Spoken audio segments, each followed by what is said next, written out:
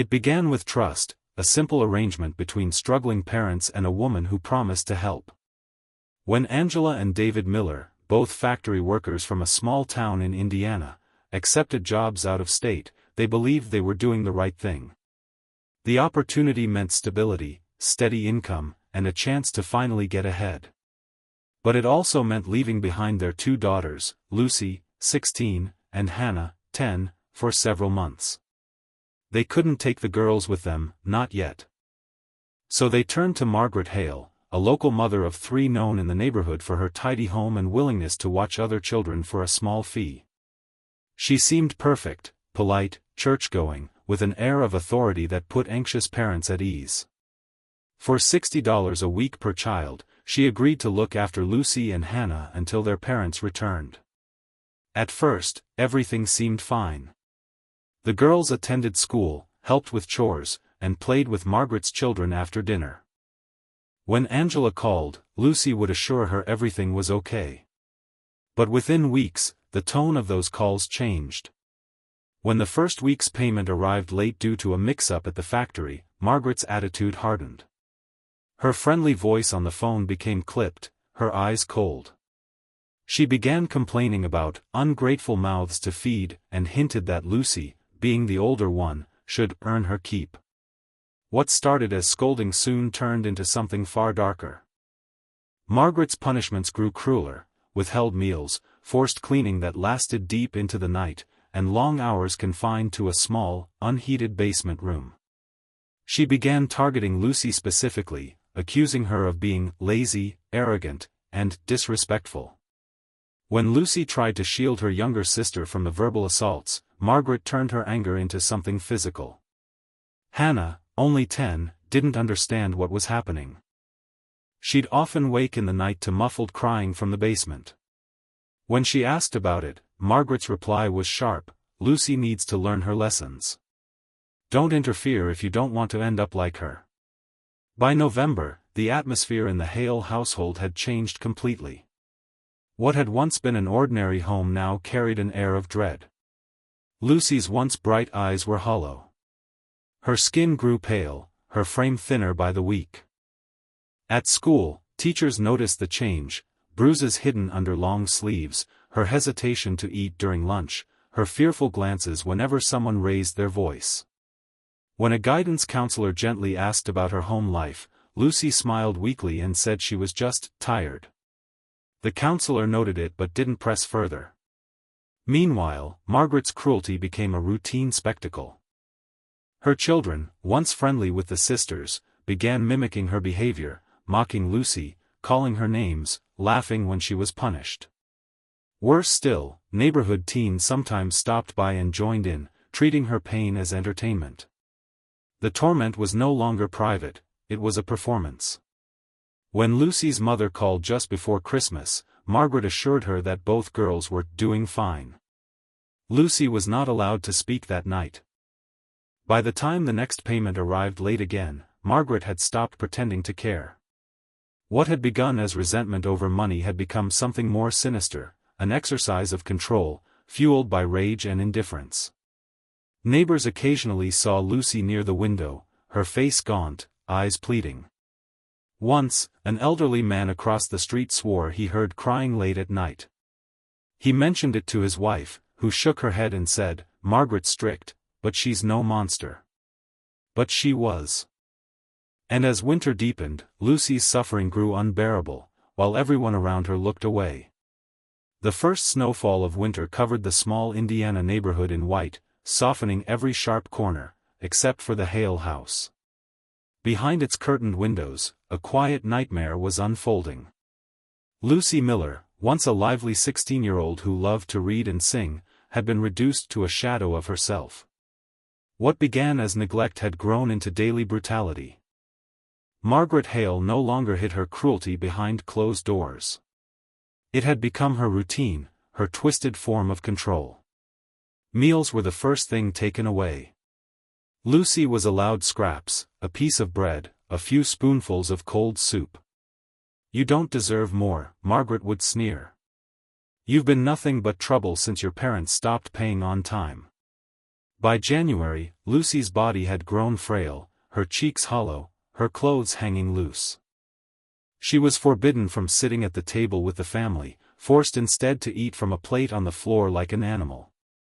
When she refused, Margaret would take the food away altogether. Her younger sister Hannah tried to help. She'd sneak bits of food down to the basement at night, an apple slice, a piece of toast, only to be caught one evening when Margaret noticed crumbs on the stairs.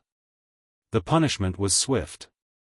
Hannah was locked in her room for 2 days, crying behind the door, while Margaret dragged Lucy out into the snow, barefoot, and forced her to stand there until her lips turned blue. "Ungrateful girl," Margaret hissed. "Maybe the cold will teach you manners." Neighbors sometimes heard shouting, even screams, but dismissed it as discipline. One woman told her husband, "Margaret's firm, but those girls needed structure." No one called the police. No one checked. At school, Lucy's absence became more frequent. Margaret began pulling her out, claiming she was sick or too difficult to attend classes. Eventually, the excuses stopped. Lucy simply vanished from the classroom roster.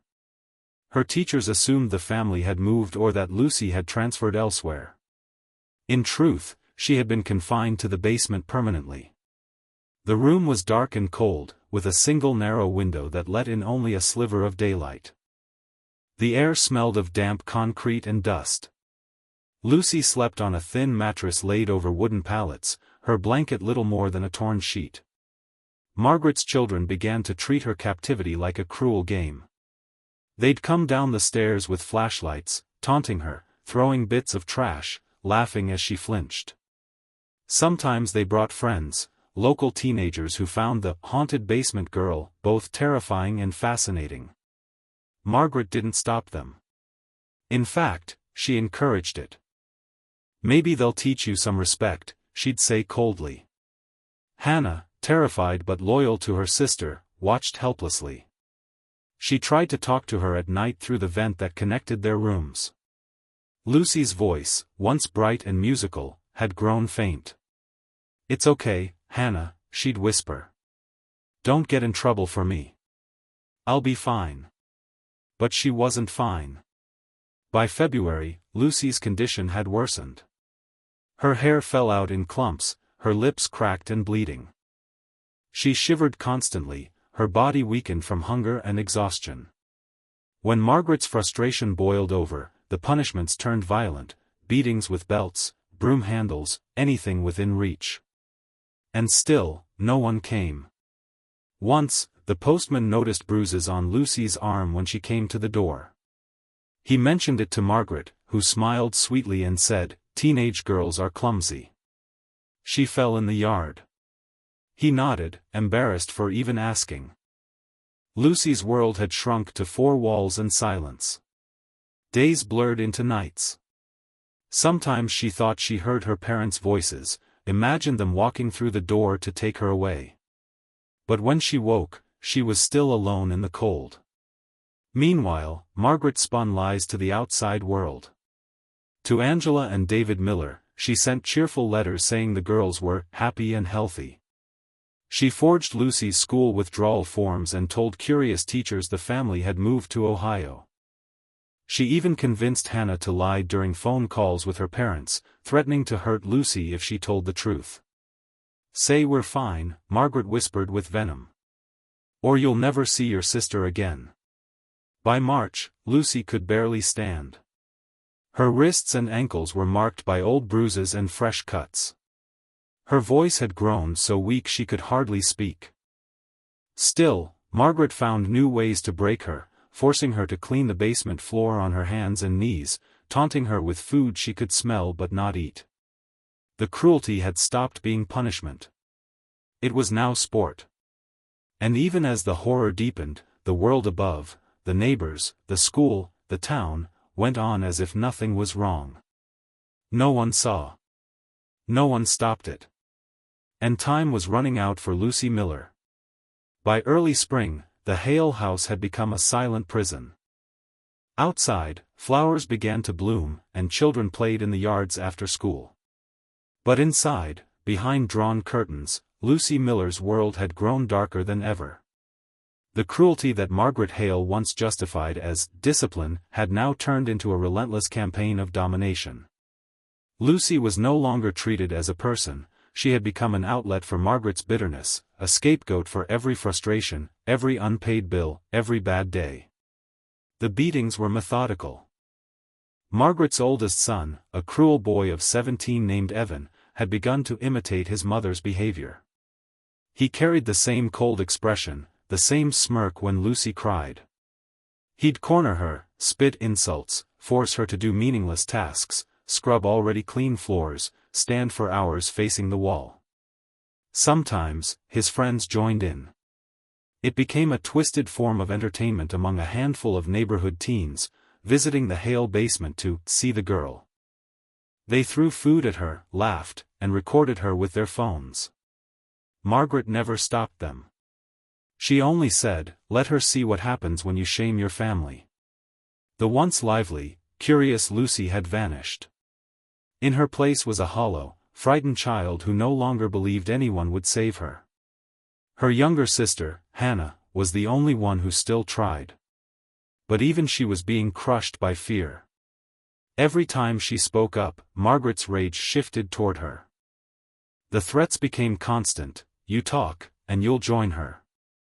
Hannah began to withdraw, silent at school, quiet at dinner, her once cheerful voice now barely above a whisper. Teachers noticed, but they mistook it for shyness.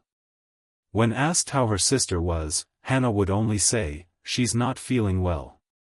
One afternoon, the school sent a letter to the Hale home, concerned about Lucy's prolonged absence. Margaret intercepted it and burned it in the sink before anyone else could see. "Busybody teachers," she muttered. "They never mind their own business." Lucy's health had deteriorated beyond recognition. Her weight had dropped dramatically. Her hands trembled constantly, her body covered in bruises both old and new. When she could no longer walk on her own, Margaret forced her to crawl. "You wanted pity," she'd sneer. "Now you've got it." The abuse had reached a horrifying rhythm: starvation, beatings, humiliation, silence. One night, during a particularly severe outburst, Margaret accused Lucy of stealing food. Her face twisted with fury, she grabbed a wooden rod and struck Lucy repeatedly across her back and shoulders until the rod snapped in two. Lucy collapsed on the floor, sobbing softly. Margaret stood over her, breathing hard, then ordered her children to clean up this mess. It was Evan who dragged Lucy back to the basement. As he closed the door, Lucy whispered something barely audible, "Please tell someone." But no one did. Days later, a neighbor named Mrs. Delaney noticed something strange. Margaret's trash bins were overflowing with burned scraps of paper and old clothing. She also noticed that Hannah, once bright and playful, looked pale and withdrawn. When she asked if everything was okay, Margaret smiled tightly and said, "We're managing fine. The girls are just homesick." Mrs. Delaney hesitated, then let it go. Inside the basement, Lucy drifted in and out of consciousness. Her wounds, untreated, began to fester. The air smelled of damp rot and infection. Sometimes she'd try to speak, but her throat was too dry. She started hallucinating, imagining her parents returning, her sister laughing again, sunlight spilling across her face. But each time she opened her eyes, she was still in the dark. Hannah managed to slip downstairs one night, her heart pounding. She brought a cup of water and half a sandwich she had hidden in her sleeve. Lucy looked up, her eyes unfocused, and tried to smile. "Don't cry," she whispered. "It's almost over." Hannah didn't understand what she meant. A few days later, Margaret's anger flared again when she learned that the latest payment from the Millers would be delayed another week. In a rage, she stormed to the basement, shouting that she'd had enough. What followed was a blur of violence: shouting, banging, the sound of fists and boots against flesh. When the noise stopped, the house fell silent. Hours passed. The next morning, Hannah crept down the stairs. The basement smelled of iron and decay. Lucy was lying motionless on the cold floor. She called her name softly, once, twice. There was no answer. Hannah screamed. The sound carried through the neighborhood, sharp and desperate. It was the first time anyone had truly heard what was happening inside that house. When the police arrived, the nightmare that had been hidden for months finally came to light. But for Lucy Miller, it was already too late. The scream brought neighbors running. It pierced the quiet Sunday morning like a siren, high, panicked, and unending. When officers arrived minutes later, they found 10-year-old Hannah Miller standing barefoot on the porch, her face streaked with tears, her small hands trembling. She could barely speak. All she managed to say was, "She's downstairs, my sister won't wake up." The Hale home was eerily still. Detective Mark Jensen, the first to step inside, later said he'd felt something wrong the moment he crossed the threshold, a heavy stillness that clung to the air. The living room was tidy, the kitchen clean, but the smell that drifted from below was unmistakable. The basement door creaked open to reveal a world of horror. The officers descended carefully, flashlights cutting through the dim. In the corner, on a thin mattress stained dark, lay Lucy Miller. Her body was frail, every rib visible, her skin pale against the concrete floor. Dried blood matted her hair. She was barefoot, wearing only a torn nightshirt. Beside her, an empty bowl sat on the ground, the rim crusted with what looked like dried oatmeal. Detective Jensen knelt beside her, fingers pressed to her neck. He didn't need to say the words, the look in his eyes told everyone the truth. Lucy was gone. Within minutes, the quiet street erupted with sirens.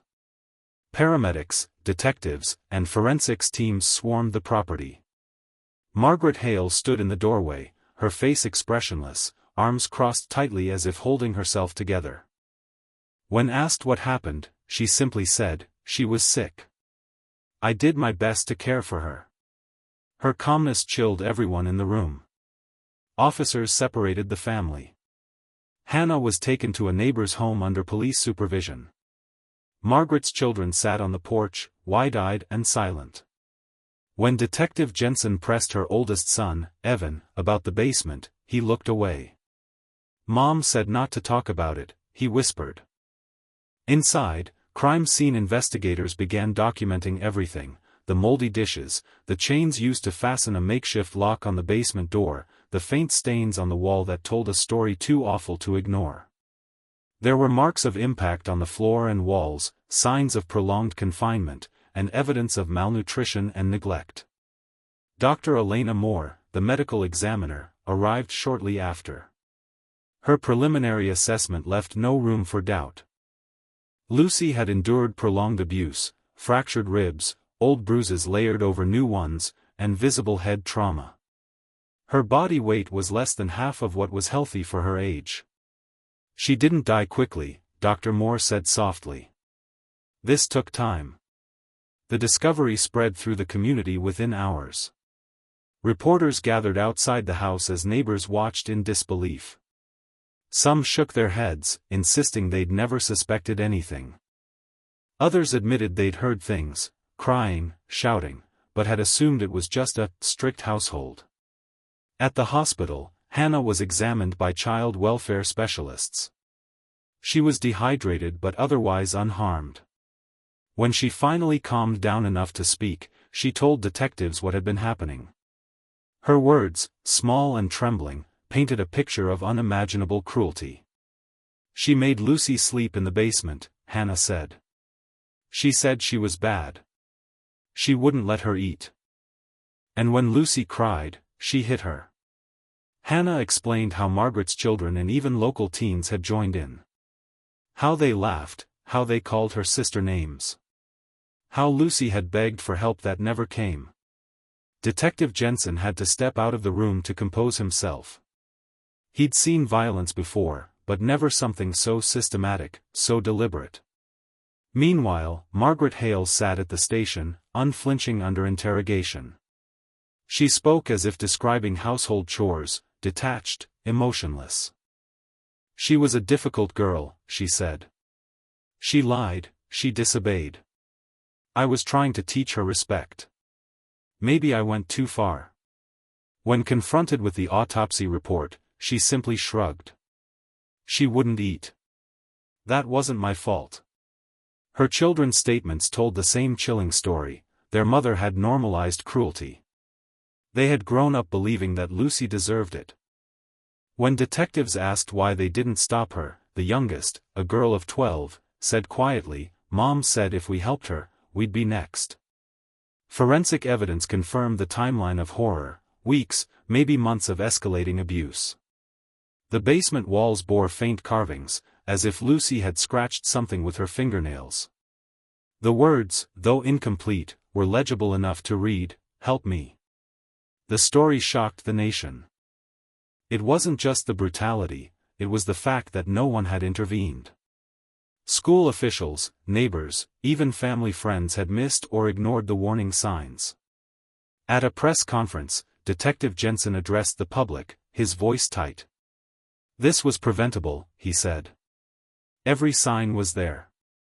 But no one acted. Margaret Hale was arrested and charged with murder, neglect resulting in death, and multiple counts of abuse. Her teenage son Evan faced charges of assault and participation in abuse. Several of the local youths who had taken part in the cruelty were later detained as well. That night, the basement where Lucy had suffered was sealed off, the door boarded shut. The house stood dark and silent, a monument to the failure of everyone who could have saved her. And as dawn broke over the quiet Indiana town, the question echoed through every conversation, every whispered prayer. How many people had seen the signs, and chosen not to look? The courthouse in Marion County was packed the morning the trial began. Reporters crowded the steps, their cameras flashing as deputies escorted Margaret Hale inside, hands cuffed, face pale but defiant. She wore no expression, no trace of remorse, only the same rigid composure she had shown the night of her arrest. Inside, the courtroom was heavy with silence. At the front sat prosecutor Daniel Crowe, known for his sharp, unrelenting style in cases involving child abuse. Across from him, the defense attorney, Paul Givens, a weary man with deep lines around his eyes, had been appointed by the state. He looked uncomfortable, not because he doubted his abilities, but because even he knew this was a case impossible to defend morally. The charge, first-degree murder, alongside aggravated child neglect, criminal confinement, and contributing to the delinquency of minors. The gallery was filled with journalists, neighbors, and school staff who could no longer hide their guilt. Some of Lucy's teachers wept quietly, their faces pale as the prosecution displayed photographs of the basement where Lucy's short life had ended. Prosecutor Crowe began his opening statement with a simple sentence that froze the room: "This is not a story about a moment of anger. This is a story about weeks of torture, of a child destroyed by the very people who promised to care for her." He spoke of Lucy's injuries, the fractured ribs, the bruises layered over older bruises, the signs of starvation and neglect. He described the timeline pieced together from Hannah's testimony and forensic evidence. Every detail drew gasps, every pause filled the room with a sense of horror and shame. When it was the defense's turn, Givens stood slowly. He didn't deny the facts, how could he? Instead, he tried to shift focus. "My client," he said, "is a woman under immense financial and emotional stress. This tragedy was not planned. It was the result of pressure, frustration, and a failure of the systems that should have helped her. But no amount of explanation could justify the evidence." The prosecution called its first witness, Hannah Miller, now under the guardianship of Child Protective Services. Sitting small and trembling in the witness box, she clutched a stuffed bear given to her by a social worker. Her voice was soft but steady. "She wouldn't let Lucy eat," Hannah said. "Sometimes she'd make her stay downstairs all night. When Lucy cried, Mrs. Hale, said it was her fault. She said bad girls needed to be fixed." The courtroom fell silent except for the quiet sound of the child's sobs. Next came Detective Mark Jensen, who described the crime scene in calm, professional tones: the basement's condition, the chains, the makeshift locks. His words were factual, but the weight of them filled every corner of the room. "In all my years," he said, "I've never seen cruelty like this." The prosecution then introduced the digital evidence, messages and group chats from local teens who had participated in the abuse. In them, they mocked Lucy, shared short clips, even joked about what they called basement games. The screenshots projected on the courtroom wall drew audible gasps. 3 of those teens had already pled guilty to felony assault and failure to report abuse, their sentences ranging from juvenile detention to probation. They would later testify that Margaret had not only allowed but encouraged their behavior. She said Lucy needed to learn her place, one boy confessed through tears.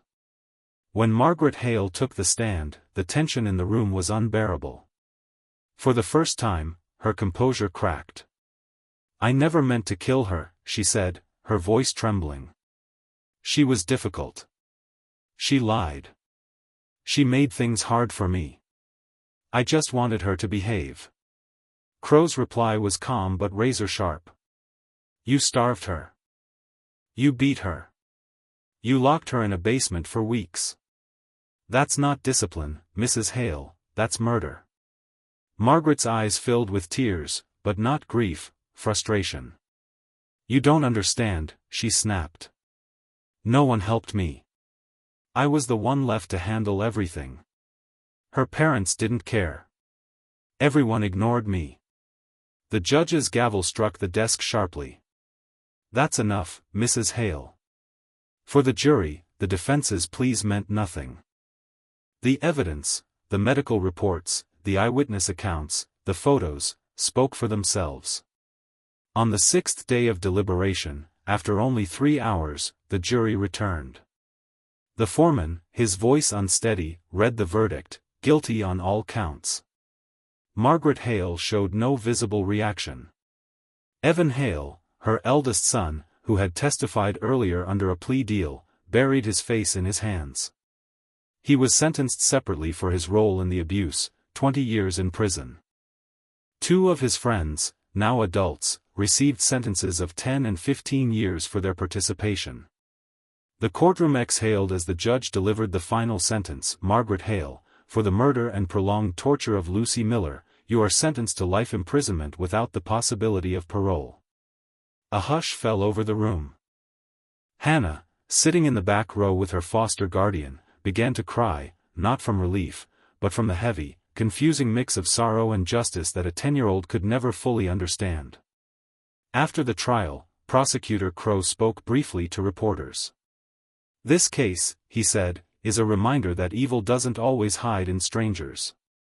Sometimes, it sits right next door." He paused, glancing at the courthouse steps crowded with cameras. Lucy Miller's voice was taken from her, but through this verdict, the world has finally heard her story. The verdict closed the trial, but it didn't end the grief.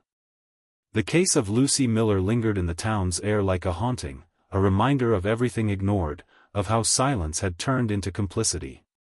In the weeks following the sentencing, the Hale house was boarded up by order of the court. The basement, once a chamber of cruelty, was stripped bare by investigators before being sealed permanently. For months, no one dared to walk past it after dark. Some neighbors moved away, unable to bear the shame of knowing they had lived within shouting distance of horror and never called for help. Lucy's parents returned from out of state shortly after the trial ended. The guilt nearly crushed them. Angela Miller couldn't forgive herself for trusting Margaret Hale, for missing the warning signs in her daughter's voices during those rushed phone calls. David stopped speaking to anyone for a time. They buried Lucy in a quiet cemetery overlooking a grove of maple trees.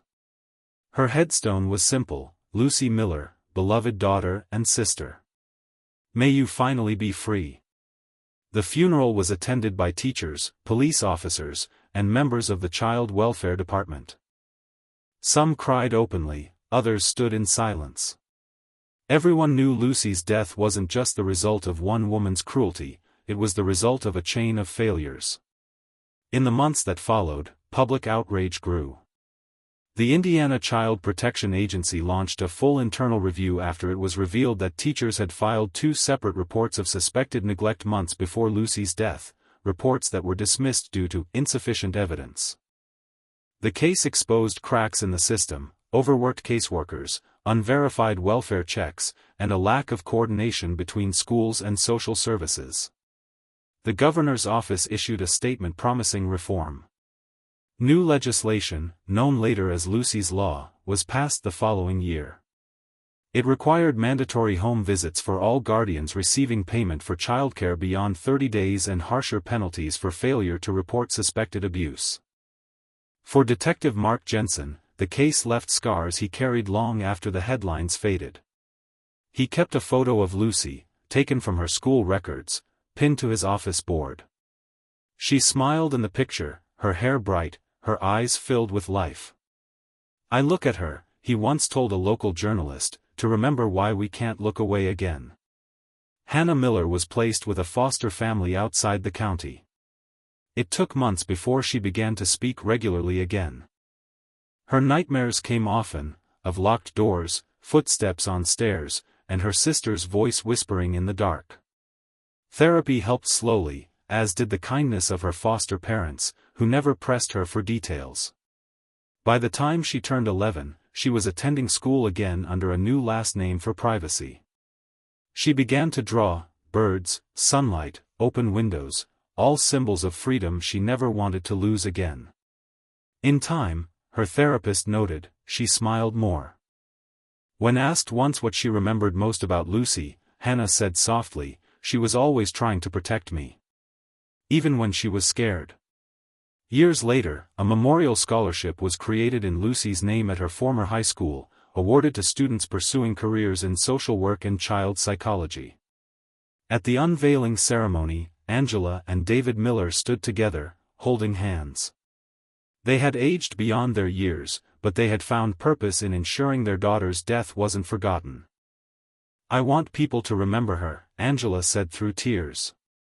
"Not for how she died, but for how she lived. She loved stories, she wanted to be a writer. Maybe now, she'll inspire others to help children who can't speak for themselves." The story of Lucy Miller became a case study in social work programs across the country. Documentaries, podcasts, and true crime reports analyzed how so many warning signs had been missed. For many, it became more than a tragedy, it became a rallying cry. Every year, on the anniversary of Lucy's death, candles are lit on the courthouse steps in her memory. Detectives, teachers, parents, and advocates gather quietly. No speeches, no cameras, just silence and the flicker of small lights. One winter evening, Detective Jensen attended alone. He stood at the edge of the crowd, his breath visible in the cold air. The lights reflected on the courthouse windows like stars. He thought of the basement, the silence, and the small girl whose courage had exposed the truth.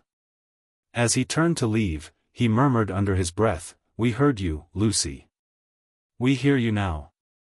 And in that moment, the night seemed to breathe, as if somewhere, far beyond the reach of cruelty or neglect, a young girl's spirit finally rested in peace.